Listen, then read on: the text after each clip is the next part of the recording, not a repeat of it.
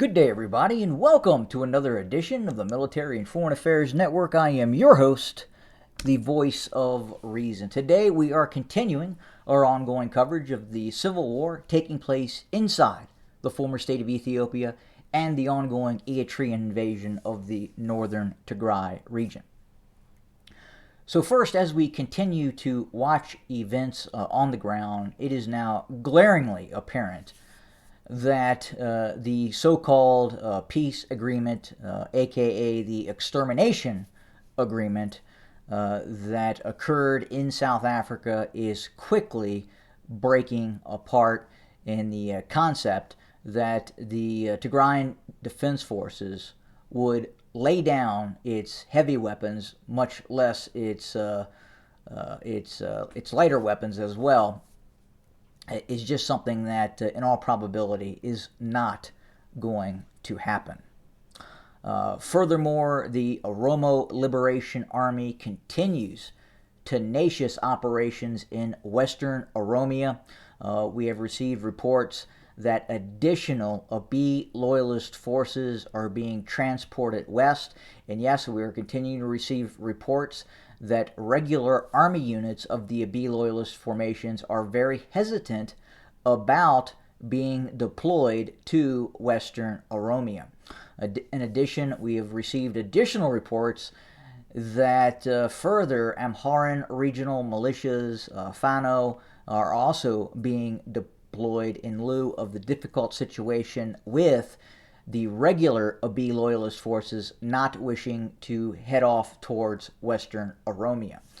Those areas have continued to see ambushes by the Oromo Liberation Army against Abiy loyalist convoys, and we continue to see the growing Oromo Liberation Army attacking and taking control of regime security camps and installations and so forth. In the last 24 hours, dozens of Abiy loyalist forces were killed or wounded in a series of ambushes in western Oromia and the North Shua Zone, and those operations continue by the OLA. So again, a very difficult situation for the Abiy loyalist army. They are forced to position troops and equipment in southern Tigray and the border areas with the Tigray region, while at the same time dealing with an industrial strength insurgency that is taking place inside of Oromia. But what happens next? If and when we see a complete resumption of open warfare, what is next for the two sides? Well, some would say that the Eritrean army and the Abiy loyalist forces would make every effort to capture Mekelle. Now, if the Abiy loyalist forces, if the Eritrean army had the capability to recapture Mekelle, they would have done so. They are having a very difficult time on the ground, militarily speaking, in operations, in ongoing operations against the Tigrayan Defense Forces. So I've watched other content providers, some of which have discussed that the Abiy loyalist formations, the Eritrean army, had dealt a serious blow to the Tigrayan Defense Forces. And I would say that, in all probability, is simply not the case. The Tigrayan Defense Forces right now are in a better position currently than they were back in late 2020 and through the middle part all the way to June, July of 2021, when we observed Operation Alula kick off with the eviction of those forces from the Tigray region. The TDF, unlike in the early part of 2021, still controls Mekelle. They still control the Tinbian region. The Eritrean army did make an effort to move forces south towards the Adwa to Mekelle road and were unsuccessful in that effort. They were unsuccessful at moving from Zalambasa to Adigrat. The Tigrayan Defense Forces continue to partially envelop Eritrean and some Abiy loyalist forces within the vicinity of Adwa. The actual regular Abiy loyalist forces based near Alamata, Korim, are continuing to face great difficulty in moving north past Mechu. The Tigrayan Defense Forces are very well dug in near Mechu, Mahoni, and to the southwest of Mechu as well. So the likelihood that we would see a breakout past the defensive lines near Mechu is fairly remote at this point. In the north, same situation. The Eritrean army is still having great difficulty in supplying its forces and maintaining its force construct in the northern part of Tigray.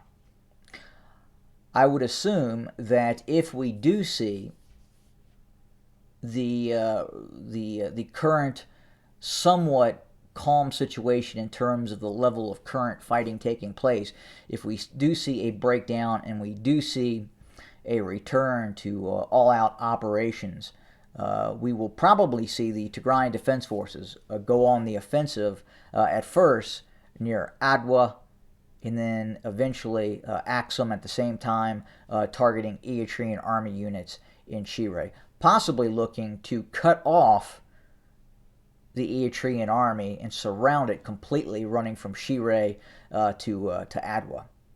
I would say that is something that is absolutely probable at this point if we see a breakdown in the current situation and a resumption of armed conflict, which in all probability is going to happen. The ongoing situation is simply something that cannot maintain itself. You cannot have the Eritrean army doing what it is doing in the northern Tigray region, continuing to rape, pillage, and just do what that despotic regime's armed forces does, partly because the Eritrean army has a very difficult time in supplying itself in northern Tigray. In the south, near Alamata, Korim, again, the OLA, the Oromo Liberation Army, is really causing many problems for the Abiy loyalist regime. The OLA is not getting smaller. The OLA is increasing in size every day. As Abiy loyalist drones and aircraft indiscriminately bomb Oromia cities and towns, that is going to push more and more young men in Oromia towards the Oromo Liberation Army. And eventually, you are going to see a majority of the population in Oromia supporting the Oromo Liberation Army. We have not seen the types of success that we are seeing right now, especially on the ground, by the Oromo Liberation Army in a very, very long time. And that is partly because the Abiy Ahmed regime is disenfranchising the population of Oromia.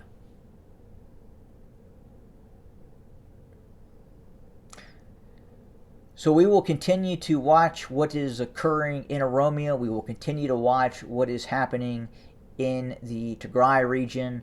Again, the prospect that a new round of fighting, a new major counteroffensive by the Tigrayan Defense Forces, I would say at this point, is highly likely. The Tigrayan Defense Forces have not capitulated. They have not been militarily defeated in the field. The Abiy loyalist formations are, at this point, in all probability, very much worn out, both from fighting in Oromia and continued heavy fighting taking place in the Tigray region for the last few years. Again, if the Eritrean army, if the Abiy loyalist forces could have taken Mekelle, either via Abala or pushing from the south to the north, they would have done so. Couldn't do it. So we will continue to monitor, report, and we will absolutely bring you more content very, very soon as we continue to watch the situation on the ground. As always, thank you very much for joining us today. More to come, and as always, have a good day.